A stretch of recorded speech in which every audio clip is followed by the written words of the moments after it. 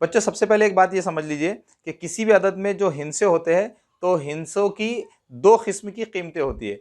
एक कीमत होती है ज़ाहिरी कीमत जिसे हम फेस वैल्यू कहते हैं, और दूसरी कीमत होती है मकामी कीमत जिसे हम प्लेस वैल्यू कहते हैं। तो किसी भी अदद में जो हिस्से होते हैं तो हिस्सों की दो किस्म की कीमतें होती है। एक होती है ज़ाहिरी कीमत फेस वैल्यू, और दूसरी होती है मकामी कीमत यानी प्लेस वैल्यू।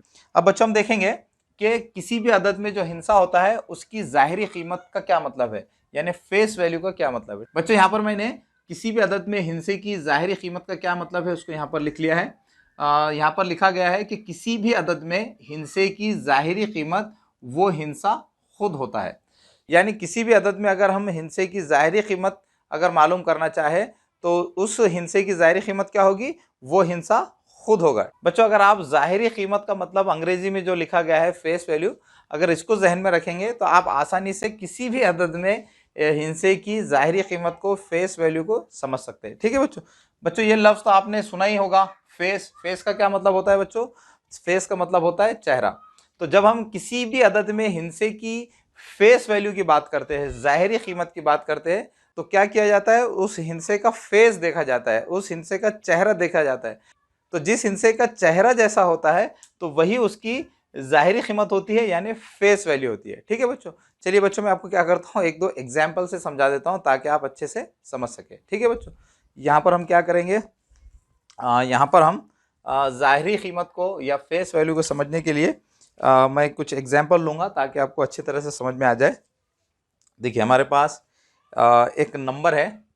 सपोज़ हमारे पास एक नंबर है, यहाँ पर मैं एक नंबर लिख लेता हूँ 3486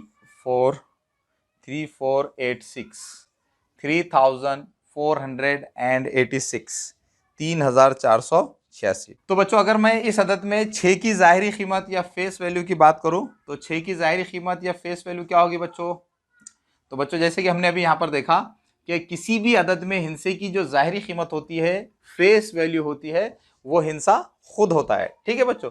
जैसे हमने यहाँ पर ज़ाहिरी कीमत को अंग्रेजी में लिखा है फेस वैल्यू, और फेस का मतलब होता है चेहरा। और मैंने आपसे अभी कहा कि किसी भी अदद की फेस वैल्यू यानी उसके चेहरे की जो कीमत होगी तो उसका चेहरा जिस तरह से नजर आएगा वही उसकी फेस वैल्यू होगी यानी ज़ाहिरी कीमत होगी। ठीक है बच्चों। तो बच्चों अगर आप यहाँ पर 6 को देखें तो इसका चेहरा जैसे नजर आ रहा है तो वही उसकी फेस वैल्यू होगी यानी ज़ाहिरी कीमत होगी। तो 6 का जो चेहरा है वो 6 की तरह नजर आ रहा है, तो इसकी जो कीमत होगी, इसकी जो फेस वैल्यू होगी, ज़ाहिरी कीमत क्या होगी? 6 ही होगी। इसी तरह से बच्चों अगर हम 8 के फेस वैल्यू की बात करें, 8 की ज़ाहिरी कीमत की बात करें तो 8 की ज़ाहिरी कीमत क्या होगी, फेस वैल्यू क्या होगी? तो हमको क्या करना होगा, 8 के चेहरे को देखना होगा। तो 8 का चेहरा जैसा होगा वही उसकी कीमत होगी। तो 8 का चेहरा 8 की तरह ही नज़र आ रहा है, तो 8 की ज़ाहिरी कीमत या फेस वैल्यू क्या होगी बच्चों? 8 होगी। ठीक है। इसी तरह से बच्चों अगर हम 4 की ज़ाहिरी कीमत की बात करें तो 4 की ज़ाहिरी कीमत भी क्या होगी? 4 ही होगी। इसी तरह से अगर हम 3 की ज़ाहिरी कीमत की यानी फेस वैल्यू की बात करें तो 3 की फेस वैल्यू या ज़ाहिरी कीमत क्या होगी? 3 होगी। ठीक है बच्चों। तो इस तरह से बच्चों किसी भी अदद में हिस्से की जो ज़ाहिरी कीमत होती है, फेस वैल्यू होती है, वो हिस्सा खुद होता है। बच्चों उर्दू में आदाद में हिस्से की जो फेस वैल्यू है उसके लिए आपको बहुत सारे अल्फाज सुनने को मिल सकते हैं। जैसे यहाँ पर इस सबक में फेस वैल्यू के लिए दो अल्फाज इस्तेमाल किए गए हैं। एक है ज़ाहिरी कीमत, इसी तरह से दर्शनी कीमत।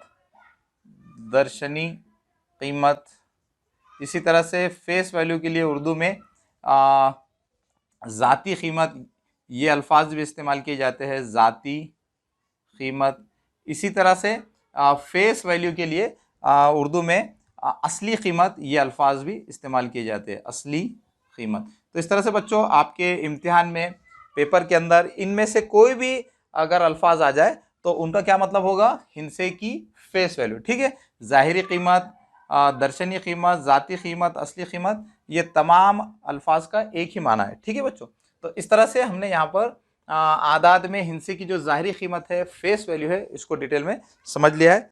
तो चलिए बच्चों हम आदाद में हिस्सों की मकामी कीमत क्या होती है इसको समझ लेते हैं। बच्चों यहाँ पर मैंने आदाद में हिस्से की मकामी कीमत क्या होती है, प्लेस वैल्यू क्या होती है, इसको यहाँ पर लिख लिया है। पहले हम इसको समझ लेंगे।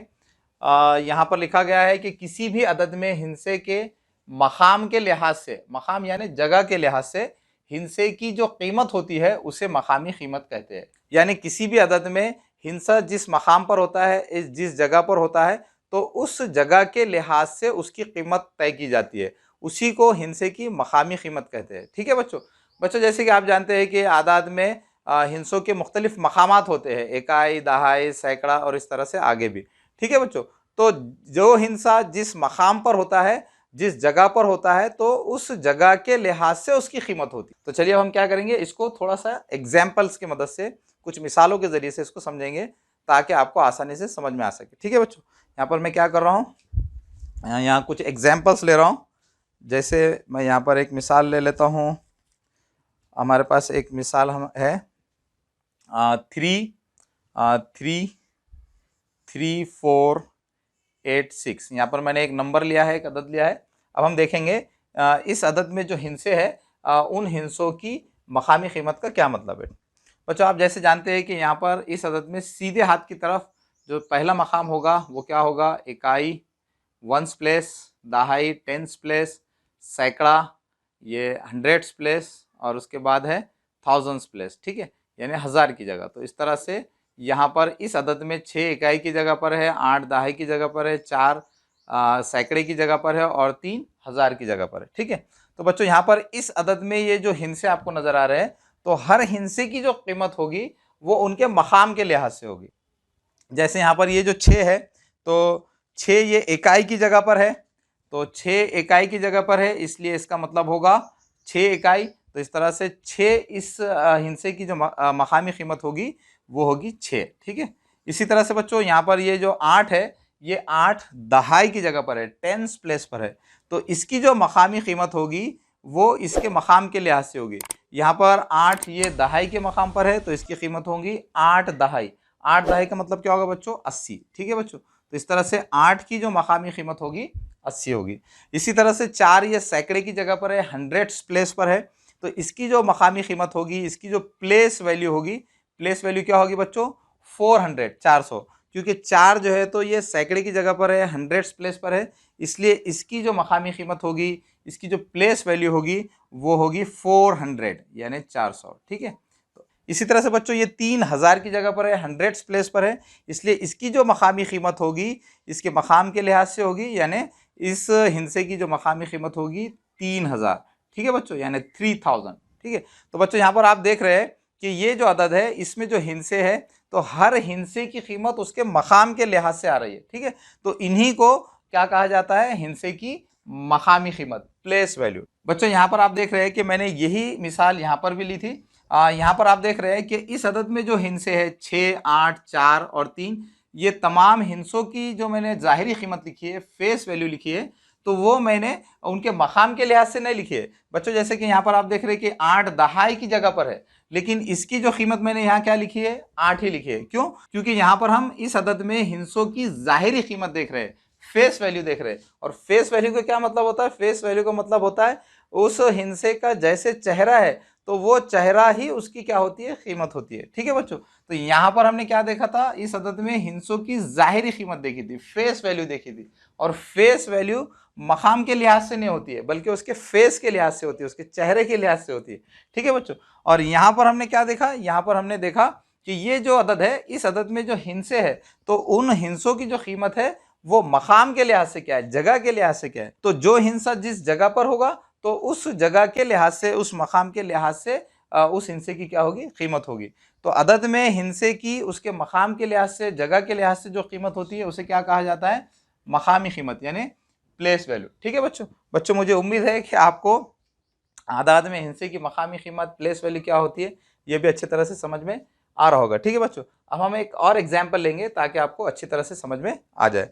मैं क्या करता हूँ, इसको पहले साफ कर लेता हूँ, फिर यहाँ पर हम एक और एग्जाम्पल लिख लेंगे।